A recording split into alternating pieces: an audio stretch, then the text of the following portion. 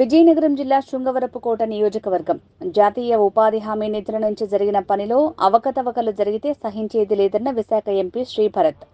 ఉపాధి హామీ నిధులు తాగునీరు, రోడ్లు, మురుగు కాలువలు, చెత్త సేకరణకు అంటూ 22 పనులకు నిధులు కేటాయించడం జరుగుతుంది.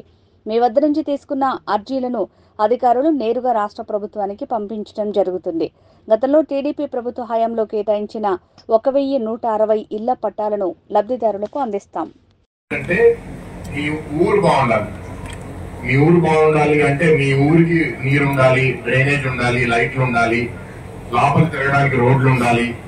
మీరు వేసే చెత్త అక్కడ ఉండకుండా చెత్తని బాగా క్లీన్ చేయగలగాలి. అది మీ ఊరు బాగుండాలి. అది రెండో అంశం. మూడో అంశం ఏంటి అంటే మీ ఊరు బాగుపడటానికి మీకు అన్ని మీ దగ్గర ఉండకపోవచ్చు, ఉండొచ్చు. లేకపోతే పక్కన ఇంకో పెద్ద గ్రామానికి వెళ్ళే అవసరం ఉండొచ్చు. సో ఈ ఊరు నుంచి ఇంకో ఊరికి కనెక్షన్ పెరగాలి. అంటే దాని అర్థం ఏంటి? ఈ ఊరు నుంచి ఇంకో ఊరికి రోడ్లు పెరగాలి. అది మూడో అంశం. రోడ్ కనెక్టివిటీ అనేది మీ గ్రామం నుంచి ఇంకో గ్రామానికి.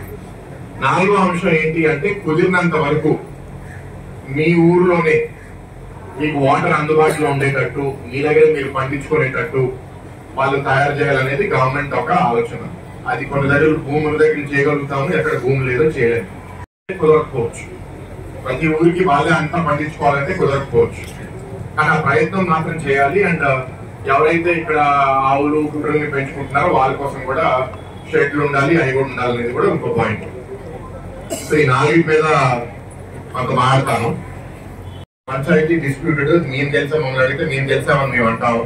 కానీ ఇక్కడ గెలిచిన ఆయన ఇంకొకరు ఉన్నారు, లా ఇంకా దగ్గర కోర్టులో ఫైట్ చేస్తున్నారు. ఆయన పదవిలో ఉన్నంత వరకు ఆయన గౌరవిస్తాము. ఇప్పుడు గత ప్రభుత్వంలో ఏంటి అంటే సర్పంచులు, ఎంపీటీసీలు, జెడ్పీటీసీలు అందరు గెలిచినా సరే వాళ్ళకి చేయడానికి నిధులు లేదు, వాళ్ళకి ఎవరికి నిధులు ఇవ్వలేదు. నిధులు ఇవ్వకపోవడం వల్ల గ్రామాలని అభివృద్ధి కూడా చేయలేకపోయారు. వాతావరణం క్రియేట్ చేయాలని ప్రభుత్వ అధికారులందరినీ రిక్వెస్ట్ చేస్తున్నాను. ఎవరైనా సరే ఆ పదవిని వాడుకుని వాళ్ళ స్వార్థం కోసం పనిచేస్తే మాత్రం సహించడానికి వీల్లేదు. సో అట్లాంటి వాళ్ళని మాత్రం ప్రోత్సహించేది కుదరదు. సో అది చాలా స్పష్టంగా అందరికీ చెప్తున్నాము. అండ్ త్వరలో ఎలక్షన్స్ కూడా రాబోతున్నాయి, లోకల్ బాడీస్. అప్పుడు మీ అందరి తీర్పు కోసం ఎదురు చూస్తున్నాం. కూడా ఇవ్వడం జరుగుతుంది.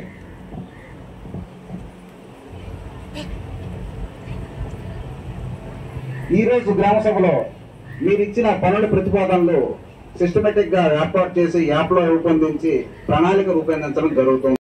రైతులు వ్యవసాయం చేయలేక ఈరోజు కూలీలు దొరక తీవ్రమైన ఇబ్బంది అనేది పడుతున్నారు.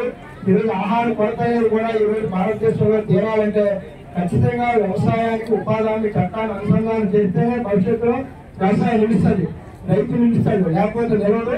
అదే గవర్నమెంట్ పార్లమెంట్ సభ్యుల వారు రేపు పార్లమెంట్ లో కూడా దాన్ని లేవనెత్తడానికి కూడా ఖచ్చితంగా ఉపాధి హామీ చట్టాన్ని వ్యవసాయానికి అనుసంధానం చేయాలి. అందులో ఎవరైతే పేద చిన్న రైతులు ఉన్నారో వాళ్ళకి అది ఫస్ట్